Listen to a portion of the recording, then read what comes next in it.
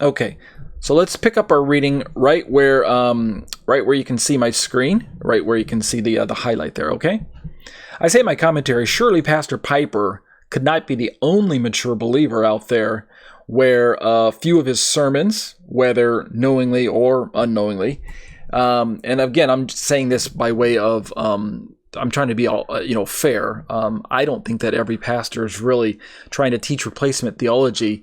It's just kind of baked into the narrative that we've been taught for so long. So that's what I mean by knowingly or unknowingly. But he couldn't be the only one who, knowingly or unknowingly, may have contained an application in the form of replacement theology borrowed from the Matthew passages. And so let me do this real quick. Let me scroll back up and let me read the Matthew passages for us.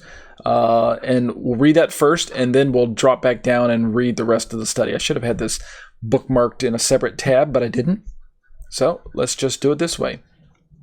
This is Matthew 9:14 through 17, as written from the ESV.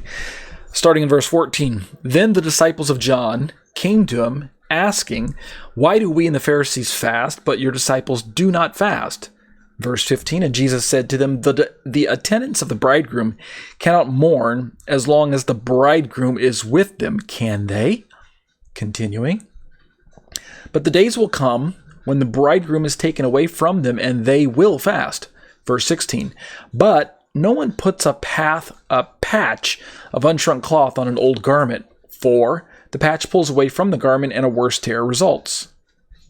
And verse 17, nor do people put new wine into old wineskins, otherwise the wineskins burst, and the wine pours out, and the wineskins are ruined.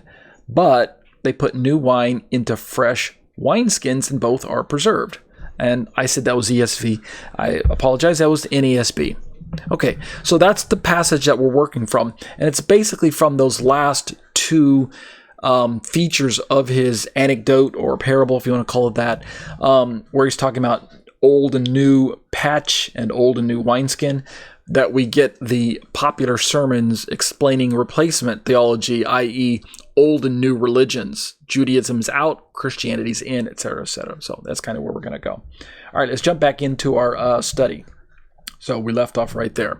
Continuing, here's what I have to say. In an effort to gain a well-balanced sample from prevailing Christian views, what I decided to do was to jump online and to query a popular Christian question and answer website. And I did this for the sake of availability. I could have turned to written commentaries. I could have turned to maybe commentaries that were available via like software like Accordance or something like that. But the reason I go online is because I want you to be able to go to the same sources that I go to. And so online is maybe just the easiest way to do that. So I say in my commentary, here's their question. We're talking about GotQuestions.org. Here's their question and its answer reproduced in its entirety, since in my opinion, it's actually quite short. So let's just read this. All right, let's start with the question. Oops, didn't mean to do that. There we go. Question, what is the meaning of the parables of fasting at the wedding feast, the old cloth, and the wineskins? All right, here's their answer. This is GotQuestions.org. These parables, which I mentioned this also as well, they're found in Mark 2:18 through 22, and they don't say this, but it's also found in Luke. It's just not found in John. But they say that they begin with a statement that the Pharisees and the disciples of John the Baptist were fasting. Okay, so that puts the context that perhaps the question is coming from the Pharisees, perhaps it's coming from the disciples of John, or even both. All right, they continue. The twice weekly fast was a tradition that was adopted by the legalistic Pharisees at the time. I don't know why they had the word legalistic in there. I mean, some of the Pharisees were legalistic, others weren't. But maybe that's just the general perspective from Christianity, so maybe that's why. But they talk about that even though the Mosaic Law prescribed only one fast on the Day of Atonement, which you can read about in Leviticus 16. So this is just fact. Fasting wasn't commanded by the law of Moses, but by the time of Yeshua, it had become a tradition.